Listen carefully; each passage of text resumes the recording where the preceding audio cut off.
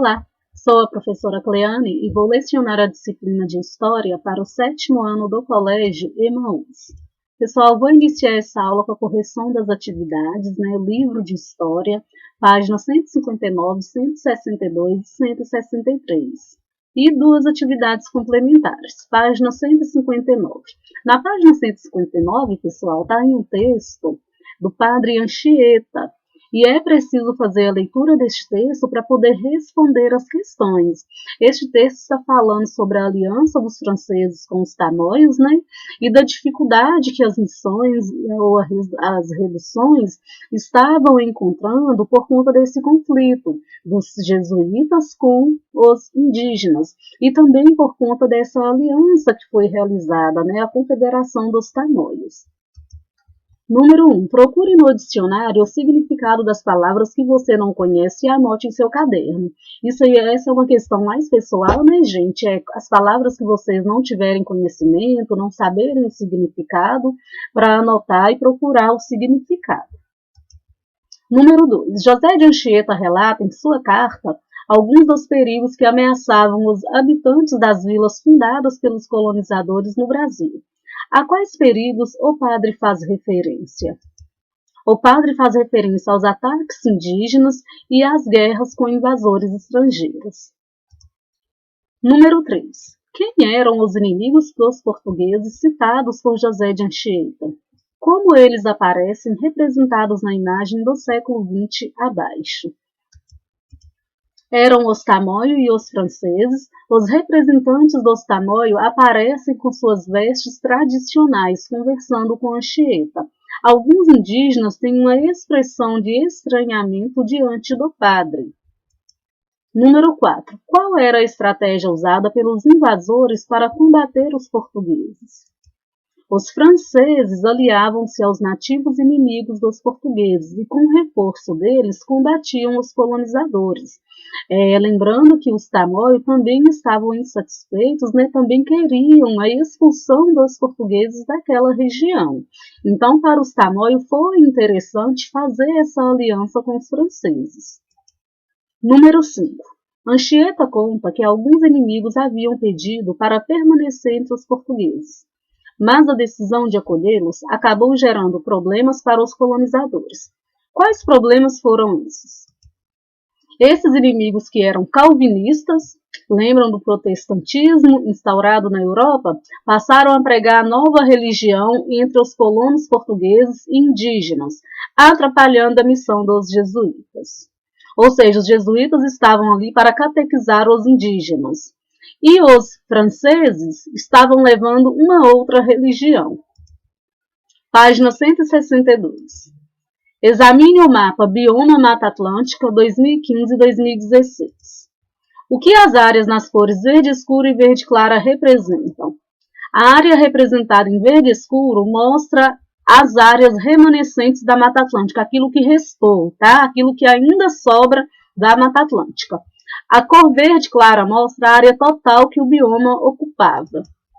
Letra B. Compare as duas áreas citadas acima e responda. Qual conclusão podemos tirar sobre o território ocupado pela Mata Atlântica antes da colonização europeia e atualmente? Comparando a área original da Mata Atlântica com a área remanescente, podemos notar que houve grande redução deste bioma. E podemos notar também que nas regiões mais urbanizadas do Brasil, este bioma ele foi completamente devastado. É uma devastação que durou mais de 5 séculos, E desde a extração do pau-brasil, a introdução da monocultura da cana-de-açúcar, até a retirada da vegetação para dar espaço à pecuária, à agricultura e à urbanização de fato, ao crescimento das cidades. Letra C. Com base na análise do mapa, quais estados brasileiros apresentam maior concentração de remanescentes florestais? Santa Catarina, Paraná, São Paulo, Rio de Janeiro e Piauí. Número 2. Identifique quais atividades contribuíram para a devastação da Mata Atlântica segundo o texto.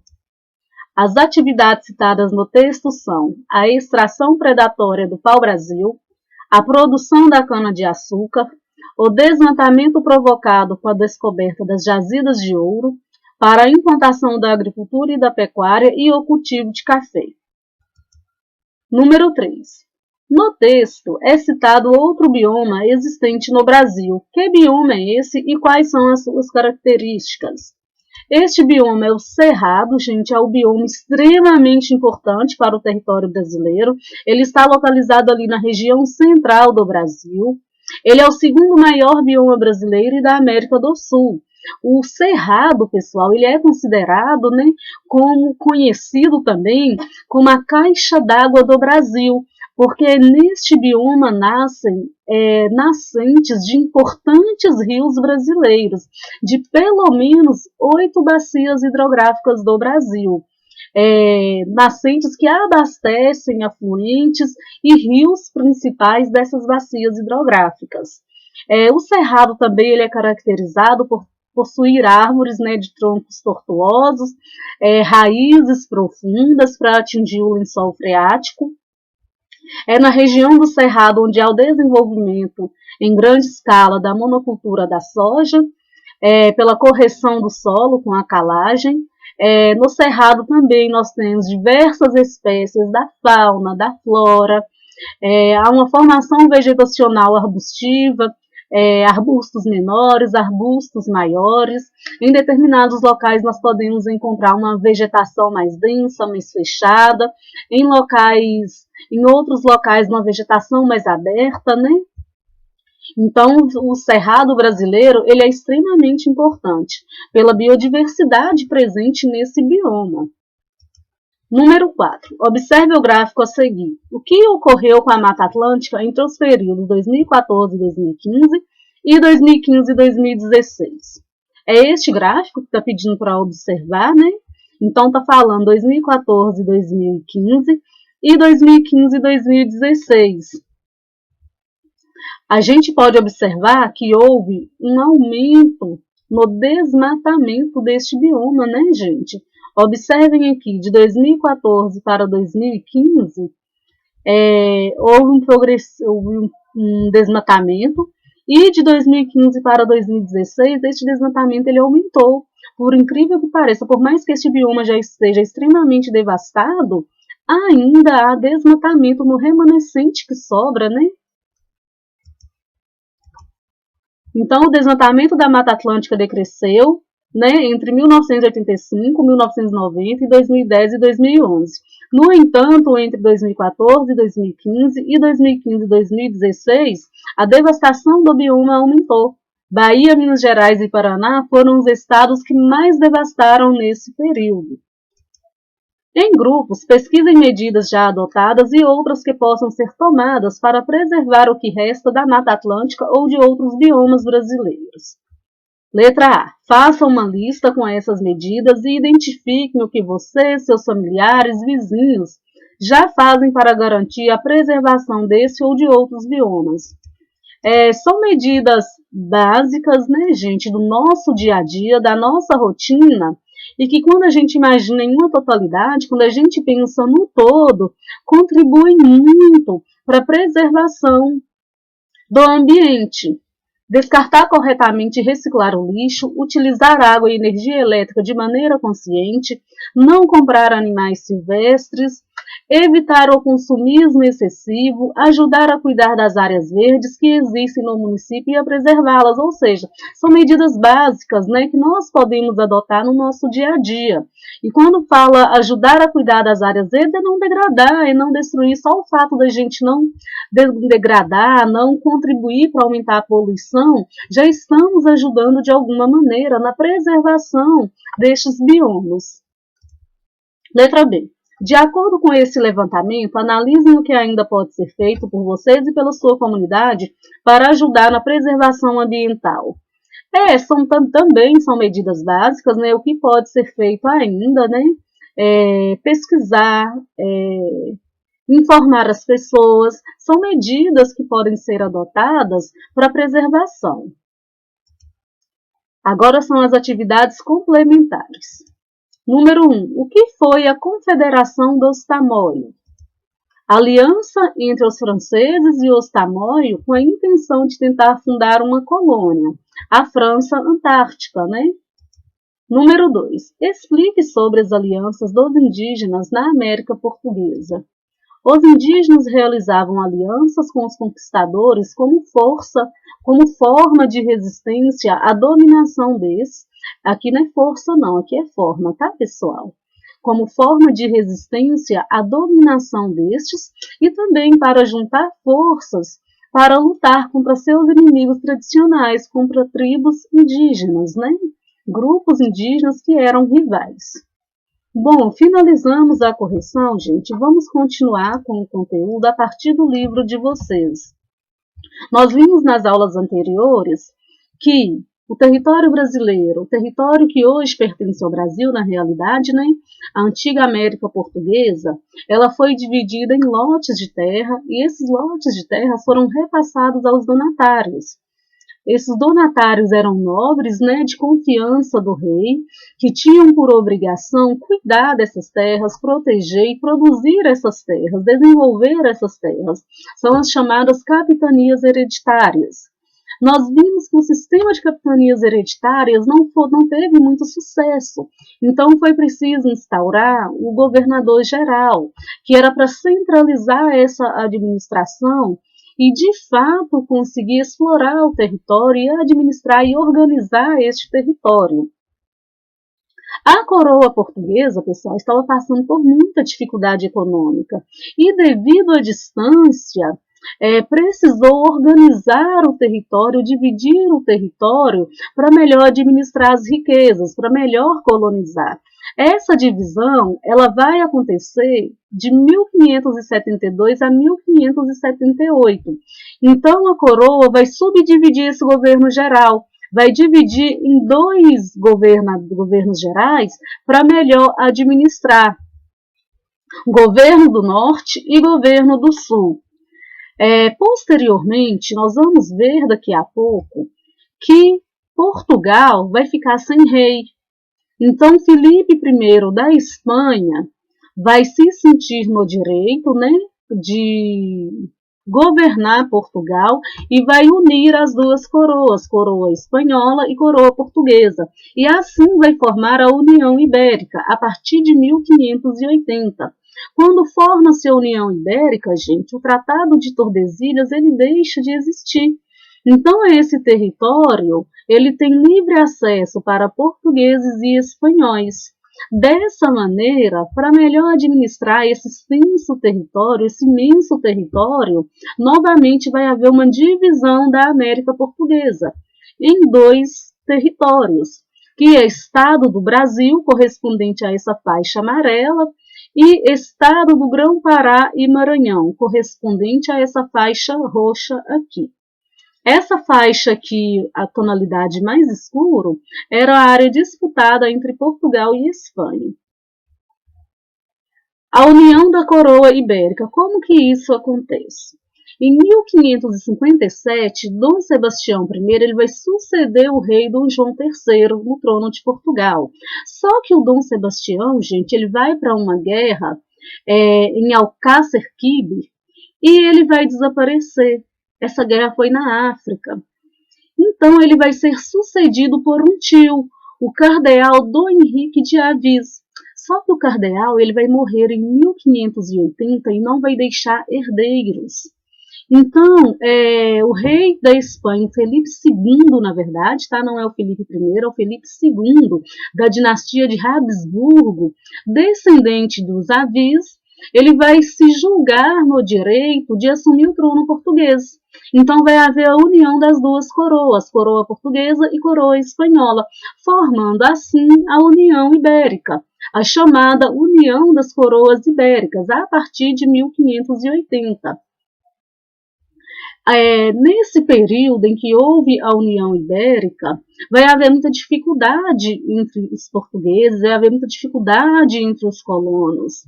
Então vai surgir um movimento chamado de sebastianismo, né? Que é aquela ideia mítica do retorno do Salvador, que vai tirar a população da pobreza, vai tirar a população das dificuldades. a morte de Dom Sebastião e de mais de 10.000 soldados no mesmo combate. Então isso vai marcar muito a população portuguesa. Então, havia muita incerteza também por conta da dominação de Felipe II. Por conta do governo de Felipe II, muitas coisas vão mudar na colônia também. E, inclusive, pessoal, essa dominação espanhola vai trazer para a América Portuguesa a oposição de outros países. Países que eram rivais aos Habsburgo, né, dinastia de Felipe II. E assim a América Portuguesa também vai sofrer invasões de holandeses, franceses e ingleses por conta dessa rivalidade destes países com a coroa espanhola. Vamos lembrar que vocês já estudaram lá no regime absolutista francês, né, que a França ela vai mergulhar, né, em uma expansão territorial, em uma dominação, em uma afirmação do seu poder absoluto e inclusive vai auxiliar a Holanda, vai auxiliar Portugal a combater os Habsburgo. E, inclusive, com a ajuda do Estado francês que Portugal vai conseguir a sua independência da coroa ibérica, né, da Espanha, e que a Holanda também vai conseguir a sua independência da Espanha. Vamos lembrar que a Holanda era uma colônia da Espanha. Então, diante de todas essas dificuldades, pessoal, vai surgir aí o sebastianismo, que foi um movimento, né, que perdurou, inclusive, no século XX, durante a Guerra do Contestado. E também, esse sebastianismo ele vai emergir na Bahia, na comunidade de Canudos. O Arraial de Canudos vai surgir um líder, né, Antônio Conselheiro. Mais para frente vocês vão ver que Canudos vai ser completamente destruída pela coroa portuguesa, por conta que essa comunidade ela estava se sobressaindo, né? Estava se tornando uma comunidade autossuficiente, independente da coroa. Então, como nós já vimos, a América Portuguesa vai sofrer invasões da Inglaterra, da França e da Holanda. E para proteger a América Portuguesa, vai ser criado o exclusivo colonial. O exclusivo colonial eram normas, né, era um conjunto de práticas que previa a proteção à administração da América Portuguesa. A coroa espanhola, gente, ela não estava interessada nas riquezas da América Portuguesa, porque, como nós vimos, a coroa espanhola estava mais preocupada com suas outras dominações, os vice-reinados, onde estava havendo a extração de muito ouro. Então, o que a coroa espanhola fez aqui na América Portuguesa? A cobrança de impostos para aumentar as suas riquezas. Como que a União Ibérica ela chega ao fim, gente? Diante de movimentos populares, né, diante de revoltas, através do movimento chamado Restauração Portuguesa. Este movimento vai culminar em guerra entre portugueses e espanhóis. Os portugueses vão sair vitoriosos e vão coroar Dom João IV da dinastia de Bragança. A partir daí tem início o reinado da dinastia de Bragança em Portugal. Em 1642, isso vai acontecer em 1640, tá bem? Em 1642, o novo rei, então, de Portugal, ele vai criar o Conselho Ultramarino. O que era este conselho? Ele tinha como função fazer a administração da colônia e intensificar a exploração colonial. E houve uma centralização administrativa na colônia, na América Portuguesa.